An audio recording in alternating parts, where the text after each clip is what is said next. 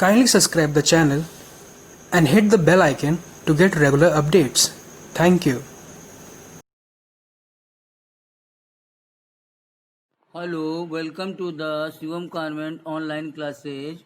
Hello, I am Pramod Misra. I am explaining the chapter 1, the Advent of Christianity. Christian monastic order. The fall of the Roman Empire created a void in the political and social life of Europe. Roman Empire का पतन उससे सामाजिक और राजनीतिक Europe में disturbance हो गया. Thus many people look towards Christianity. इस तरह से बहुत सारे लोग ईसाई धर्म की ओर देखने लगे. As Christianity spread, the power of the church increased. जैसे ही ईसाई धर्म का विस्तार हुआ, पावर ऑफ चर्च की पावर बढ़ने लगी. इन 3rd century CE, the concept of a church developed with an elaborate infrastructure. 3rd century CE में चर्च का जो कंसेप्ट था वो एक विस्तृत इंफ्रास्ट्रक्चर के रूप में डेवलप हो गया. By the 5th century CE, Christian churches had been set up all over Western Europe. 5th century CE में क्रिश्चियन चर्च पूरे पश्चिमी यूरोप में सेट हो चुके थे. Priest lived among the people and preached and performed religious rites.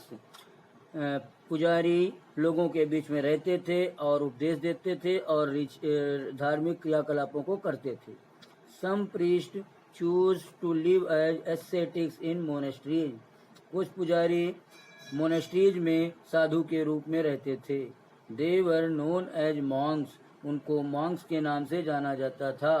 The Christian monks lived in monasteries where they pursued their religious mission. Christian Monks monasteries में रहते थे जहाँ पर वो धार्मिक मिशन को परस्यू करते थे. Women who had given up worldly life were known as nuns and lived in convents and nunneries. औरतें संसारिक जीवन को जो छोड़ चुकी थी उनको नन्स कहते थे और वो कॉन्वेंट्स और ननरीज में रहती थी. These monks and nuns lived a Spartan life. ये मॉन्क्स और नन्स एक साधु का जीवन जीते थे. They shunned luxury and comfort and did not marry. Way luxury जीवन और आराम का जीवन नहीं जीते थे और शादी नहीं करते थे. The monks and nuns lived a simple yet orderly life. monks और nun एक साधारण जीवन जीते थे.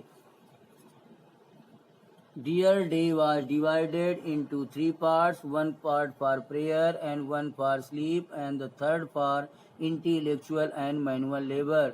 उनका दिन 3 पार्ट में डिवाइड होता था. एक भाग प्रेयर के लिए, दूसरा सोने के लिए और तीसरा मैनुअल और इंटेलेक्चुअल लेबर के लिए. The monasteries contained almost everything one needed. Monasteries लगातार बनती थी जिनमें एक चीज की आवश्यकता होती थी. A large garden, एक बड़ा बगीचा, ponds, तालाब, लाइब्रेरी, पुस्तकालय, church and hospital. During the medieval period, the church was the only source of education.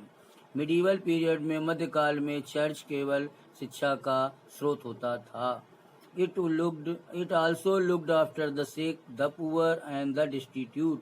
ये बीमार, गरीब और असहाय लोगों की देखभाल करता था. Many monks like Saint Thomas Aquinas were outstanding scholars and philosophers. बहुत सारे monks जैसे सेंट थॉमस एक्विनास जैसे स्कॉलर्स और फिलोसफर थे. Priests and bishops. The priest formed the lowest rung of the monastery order. Priest monastic order का सबसे नीचे का रैंक बनाते थे. They performed religious services, baptism and conducted marriages. वे धार्मिक सेवाएं परफॉर्म करते थे, बैप्टिज्म करते थे और मैरिजेज कराते थे, शादी विवाह कराते थे. The bishops were a rank higher than the priest. Bishop की प्रीस्ट से हायर रैंक होती थी. They supervise the church in its everyday functioning. वे चर्च में प्रत्येक दिन के काम को करते थे. Among the bishops of the 5 important cities of the Christian churches, Christian churches के 5 important cities में जो बिशप थे वे Constantinople, Rome, Alexandria, Antioch and Jerusalem, ये 5 होते थे. The bishops of Rome gained absolute supremacy और रोम का जो बिशप होता था उसके पास पूरे अधिकार होते थे। He took the title of Pope, meaning father in Latin. उसको पोप का टाइटल दिया गया था और वो लैटिन में, जिसे लैटिन में पिता कहा जाता है। The Pope of St. Thomas Church became the spiritual head of the Christians. Saint Peter's church का जो पोप था वो क्रिश्चियंस का स्पिरिचुअल या आध्यात्मिक गुरु होता था। However, by the 16th century, the Christian church had many divisions. यद्यपि 16th सेंचुरी में क्रिश्चियन चर्च में बहुत सारे डिवीजन होते थे। Important among these divisions were the eastern Orthodox church and the western Protestant church. और इन चर्चेज के बीच में ईस्टर्न ऑर्थोडॉक्स चर्च होता था और वेस्टर्न प्रोटेस्टेंट चर्च होता था।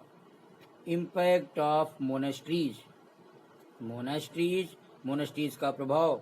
Monasteries played an important role in medieval Europe में मोनेस्ट्रीज एक इम्पॉर्टेंट रोल अदा करता था। They emerged as centres of learning for monks and nuns. वे मॉन्क्स और नन के लिए शिक्षा के केंद्र के रूप में इमर्ज हुए थे। They studied various subjects such as literature, art and religion.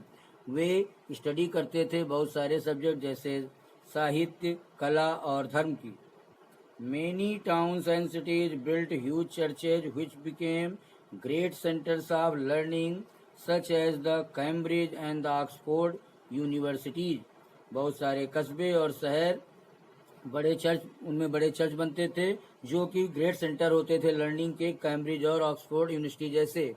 Secular subjects such as history, philosophy, medicine, law and astrology were also taught in these universities. Secular subject जैसे इतिहास, फिलॉसफी, मेडिसिन, लॉ और ज्योतिष ये इन विश्वविद्यालयों में पढ़ाए जाते थे। Since printing press and paper had not yet been invented, the monks wrote books by hand on parchment, which were a very useful source of knowledge of the medieval civilization in Europe. चूंकि उस समय printing press और paper की खोज नहीं हुई थी, इसलिए मॉन्क्स पार्चमेंट में हाथ से लिखते थे जो कि यूजफुल सोर्स होता था मिडिवल पीरियड में, यूरोप में मिडिवल पीरियड में ज्ञान का स्रोत होता था। Nuns and monks educated children, treated sick people and extended help to the needy. Nuns और मॉन्क्स बच्चों को पढ़ाते थे, बीमार लोगों का इलाज करते थे और जरूरतमंदों की मदद करते थे।